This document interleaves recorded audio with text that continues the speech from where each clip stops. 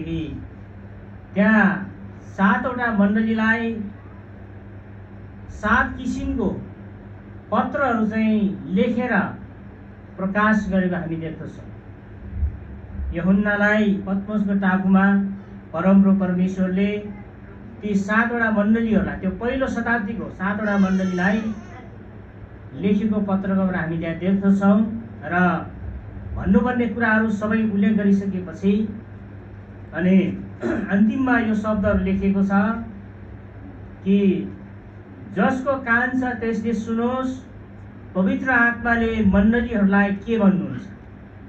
अनि आज तपाईँ र म यहाँनिर चाहिँ पवित्र आत्माले अथवा परमेश्वरले आफ्नो वचन र सन्देशद्वारा मलाई के भन्दै हुनुहुन्छ भन्ने कुरा सुन्नको लागि, मनन गर्नको लागि अनि बुझ्नको लागि हामी यहाँ उपस्थित छौँ र हामी धेरैजना सहभागी छौँ।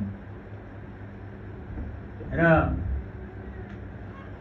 हामीले सुसमाचार सुनाउँदै गर्दाखेरि मण्डलीभन्दा बाहिरका मानिसहरूलाई जब हामी सुसमाचार सुनाउँछौँ अनि कतिजनाले चाहिँ राम्रै प्रकारले सुन्दछ अनि कतिजनाले इन्कार पनि गर्छ, कतिजनाले विरोध पनि गर्छ।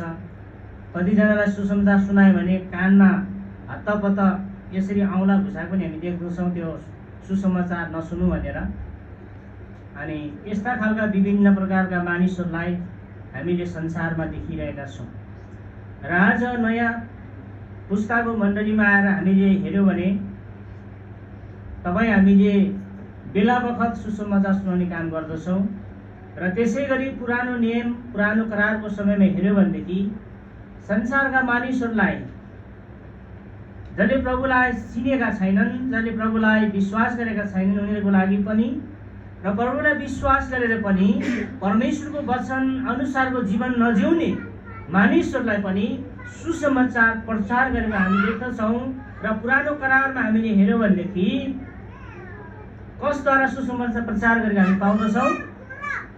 कोद्वारा सुसमाचार प्रचार गरेको छ? हजुरहरूलाई याद छ? कसैले भन्न सक्नुहुन्छ? अनि नयाँ करारमा चाहिँ, नयाँ नियममा चाहिँ सुसमाचार प्रचार गर्ने व्यक्तिहरूलाई प्रचारक भनेर भनिन्छ हो। सुसमाचार प्रचार गर्ने मानिसहरूलाई प्रचारक भनेर भनिन्छ। अनि जसले आफूले पाएको मुक्ति र उद्धारको बारेमा एउटाले अर्कोलाई सुनाउने काम गर्दछ त्यो प्रचारक हो। अनि जसले आफूले पाएको मुक्ति र उद्धारको बारेमा सुसमाचार प्रचार गर्दछ र चेला बनाउँदछ अनि मण्डली खडा गर्दछ भने त्यो काम गर्ने व्यक्ति प्रेरित हो।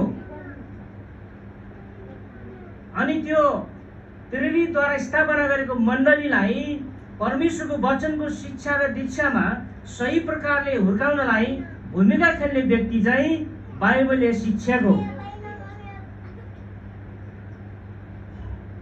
हामीले यसरी बुझ्दछौँ। अनि पुरानो करारमा, पुरानो समयमा हेऱ्यौँ भने चाहिँ परमेश्वरको मुक्तिको सन्देश मानिसहरूलाई प्रभावशाली ढङ्गले प्रचार गर्ने व्यक्तिहरू चाहिँ अगमवक्ता भनेर भनिन्छ हो। को भनिन्छ? के भनिन्छ? हामी पुरानो करारको, पुरानो नियमको प्रचारकहरूलाई अगमवक्ता भनेर भनिन्छ। अनि त्यो अगमवक्ताहरूले चाहिँ त्यो वर्तमान समयको लागि मात्र नभएर भविष्यको बारेमा पनि उनीहरूले के गर्दछ त? सुसमाचार मानिसहरूलाई सुनाउने काम गरेको हामी देख्दछौँ। अनि अगमवक्ताहरूले जब सुसमाचार सुनाउने काम गर्दछ, अगमवाणी र भविष्यवाणी गर्ने काम गर्दछ, अनि त्यो समयमा कतिजना मानिसहरूले सहज ढङ्गले त्यो भविष्यवाणी, अगमवाणी अथवा सुसमाचारलाई सुनेको, ग्रहण गरेको हामी देख्दछौँ। अनि परमेश्वरतिर फर्केको, परमेश्वरलाई चिनेको र परमेश्वरको एकदमै असल व्यक्तिहरू भएर जिएको हामी देख्दछौँ। भने कति मानिसहरू चाहिँ त्यो अगमवक्ताद्वारा प्रचार गरिएको भविष्यवाणी र अगमवाणीका सुसमाचारहरूलाई, सन्देशहरूलाई इन्कार गरेको पनि हामी देख्दछौँ।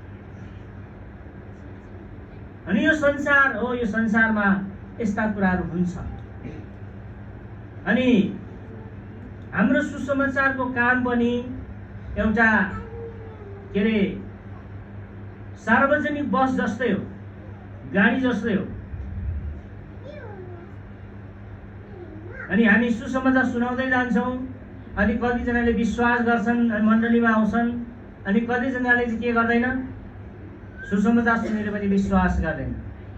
अनि त्यो सुसमाचार सुनाएर विश्वास सुनाउँदा विश्वास गर्ने मानिसहरू चाहिँ त्यो गाडीमा यात्रा गर्ने व्यक्ति जस्तै हो। हामी त्यसरी बुझ्न सक्छौँ।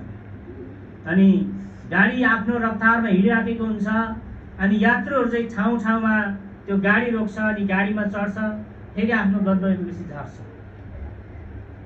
अनि सुसमाचार प्रचारको काम र परमेश्वरको राज्य विस्तारको काम पनि त्यस्तै हो। अनि हामीले यो मण्डली सुरु गर्दाखेरि सुरुवातको समयहरूमा जति मानिसहरू, जो व्यक्तिहरू हामीसँग सङ्गति गर्नुहुन्थ्यो, हामीसँग सँगसँगै हुनुहुन्थ्यो, अनि ती कतिजना मानिसहरू चाहिँ आज हामीसँग हुनुहुन्न। उहाँहरू परिस्थिति र परिवेशले आफ्नो ठाउँ, विभिन्न परिस्थितिबाट भएर उनीहरूले आफ्नो जीवनयापन गरिराखेको छ। अनि आज हामी जतिजना यहाँ छौँ र भोलिको दिनहरूमा हामी कतिजना यहाँ हुन सक्दैन, किनकि परिस्थिति र परिवेशले हामीलाई अर्कै ठाउँतिर लैजान्छ। तर परिस्थिति र परिवेशले हामीलाई जतातिर ढल्काए तापनि, जतातिर मोडिदिए तापनि हाम्रो विश्वास चाहिँ प्रभु येशू ख्रीष्टमा सधैँ जीवित रहनु चाहिँ बुद्धिमानी कुरा हो।